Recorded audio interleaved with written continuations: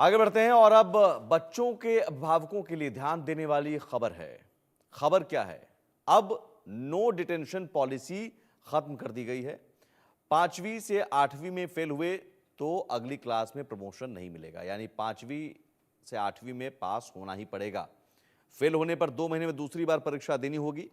दूसरी बार भी फेल होने पर छात्र अगली क्लास में प्रमोट नहीं होंगे। शिक्षा की गुणवत्ता को बेहतर करने के लिए फैसला लिया गया है। केंद्र सरकार से संचालित 3000 से ज्यादा स्कूलों के लिए आदेश है। 2010-11 से 8वीं तक फेल होने के प्रावधान पर रोक लगी थी, लेकिन अब नो डिटेंशन पॉलिसी खत्म कर दी गई है।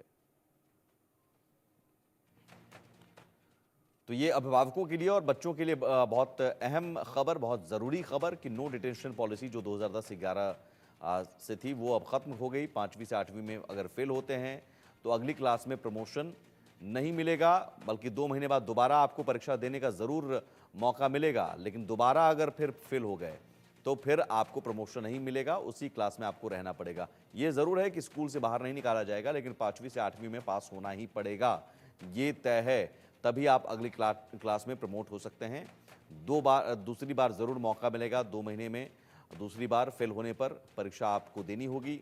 लेकिन अगर आप दोबारा जो परीक्षा होती है, आपका बच्चा फेल हो जाता है, तो फिर वो अगली क्लास में प्रमोट नहीं होगा, उसी क्लास में रहेगा। जैसे 5वीं क्लास में अगर आपका बच्चा पढ़ रहा है, 5वीं क्लास में जो एग्ज़ाम होता है, फाइनल एग्ज़ाम, उसमें अगर वो फेल हो जाता है तो फिर आगे प्रमोट नहीं होगा। 2 महीने बाद दोबारा एग्ज़ाम दिया जाएगा, फिर फेल हो जाता है तो फिर उसी क्लास में रहेगा।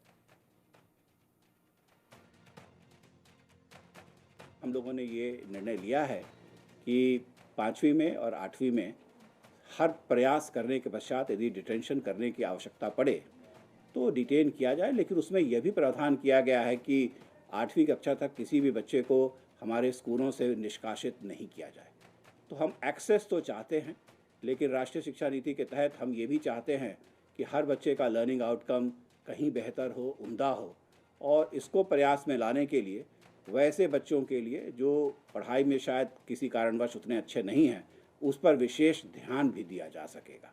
और ये रूल्स में जो बदलाव लाए गए हैं, इससे ये संभव हो सकेगा। तो मैं समझता हूँ इससे हमारे सभी बच्चों के लर्निंग आउटकम्स को हम बेहतर बना पाने में सफल हो पाएंगे।